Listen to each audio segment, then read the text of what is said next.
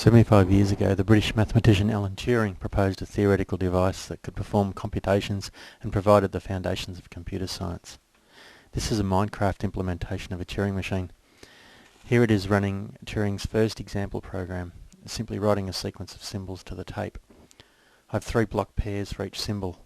For this program, all the glass down represents a blank, just the middle block down represents a 0, and the outside blocks down represent a 1. The program writes the sequence blank, 0, blank, 1 and repeats.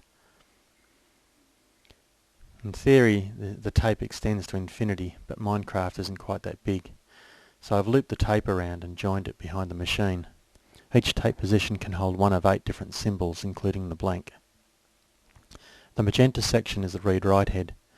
It pops the bottom blocks out for reading, and then it writes to the tape by changing blocks around with pistons.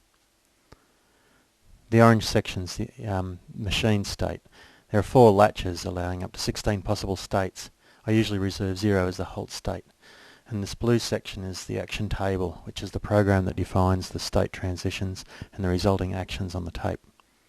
This Turing machine has enough capacity to implement a universal Turing machine, but for a more practical demonstration I've coded a program that looks for palindromes. I've encoded a sequence of symbols G, A, A, T, T, C representing DNA nucleotides. The program's looking for reverse complement pairs at each end of the sequence.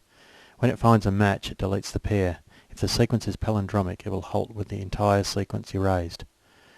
Guanine is represented by just the white wool block down, adenine by the white wool and dark grey wool down, thymine by the white wool and light grey wool down, and cytosine by all wool blocks down. There's blanks to mark the end of the sequence.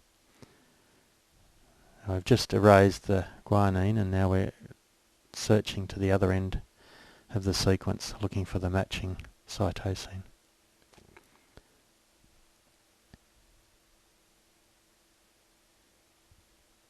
And it's reached the end of the sequence, so it goes back,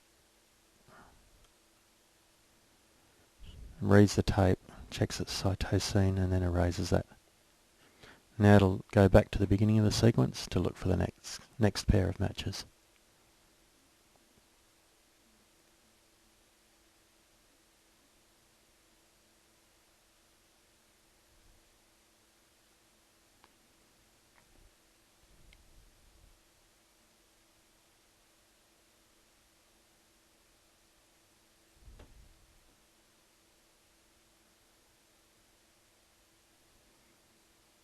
And it's found the beginning of the tape, so it'll advance to the next symbol.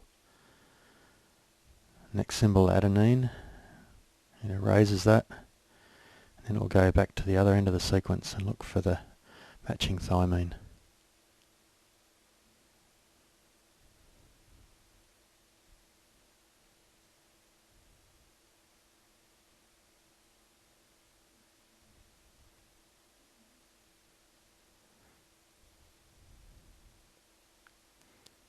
The end of the sequence again.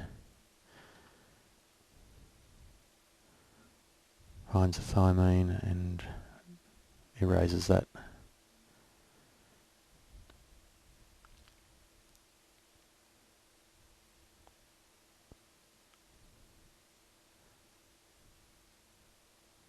Goes back to the beginning of the sequence. Sees the blank.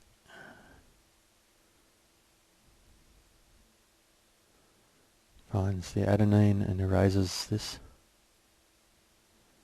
and advances to the end of the sequence.